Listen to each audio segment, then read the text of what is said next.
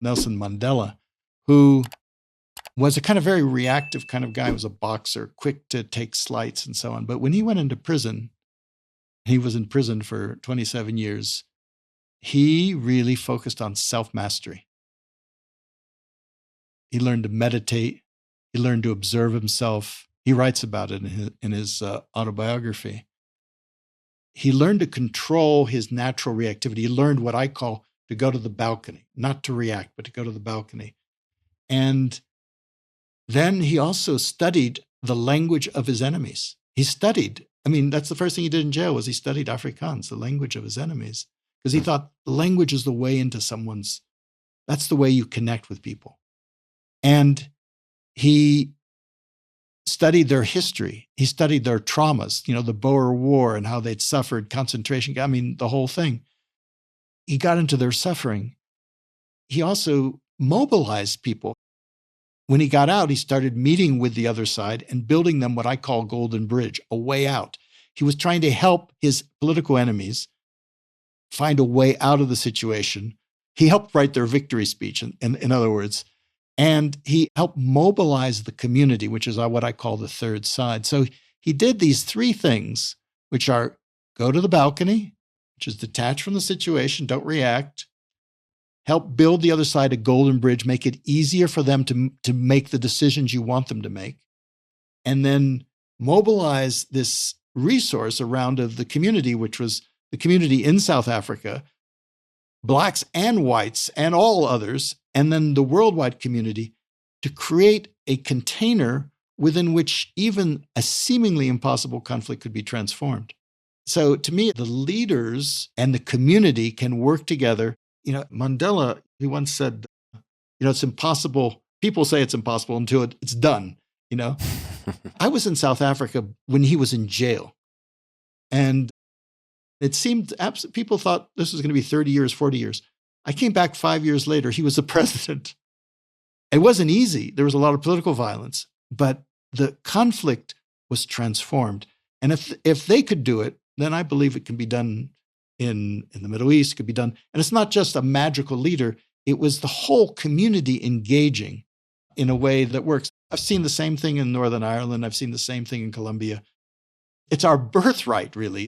I believe we can all do this. It's hard work. There's no question, but it's possible.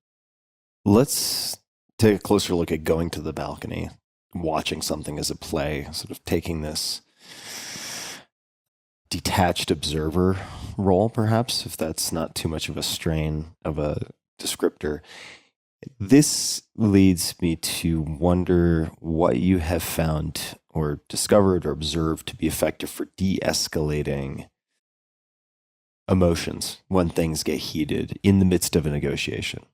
Now, that could be you need to go to the balcony, but you need some space. So what do you say? What do you do to create that space? And equally important, if the other side maybe does not have your books and does not have either the capacity or the eagerness to go to the balcony, how do you help them go to the balcony or at least de-escalate things so they don't spin out? First of all, I think these are all innate human potentials. This is not, you don't have to read my book. You could read my book, but these are innate human potentials. This is our birthright. The Stoics talk about, it's about self-mastery. It's the idea that negotiation, even though we think of it as trying to get the other side to do what we want them to do, it starts with influencing ourselves. Mm-hmm. You can't possibly influence someone else unless you can influence yourself first. Mm-hmm. And human beings were reaction machines. When the saying goes, when angry, you will make the best speech you will ever regret. And yeah, that's a good one. That happens more often than not. And send the email, the best email you will regret. That's it. You send the best email you will ever regret. Exactly. That's it. The best text, the best WhatsApp, whatever it is that you will ever regret. And we do that all the time. And we live in a very reactive age where you just instantly, the temptation to hit the send button to just like, whoa, okay. No, there's a save as draft on email for a reason. That's the balcony button. And what's the alternative? It's very natural for us to react. We act, especially in conflict, where there's a lot of anger, there's fear, whatever it is, you're quick to react. But the ability to pause for a moment, it's that faint gap between the stimulus and the response. The ability to, I like to use the metaphor of imagining that you're negotiating on, the negotiations taking place on a play. All the characters are there. Part of you your mind goes to a mental and emotional balcony overlooking the stage where you can suddenly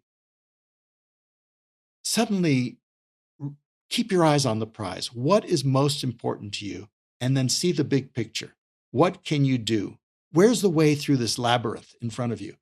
That art of going to the balcony, I've found, is key. And, I've learned it, had to learn it over and over. I fall off the balcony, you get back on the balcony.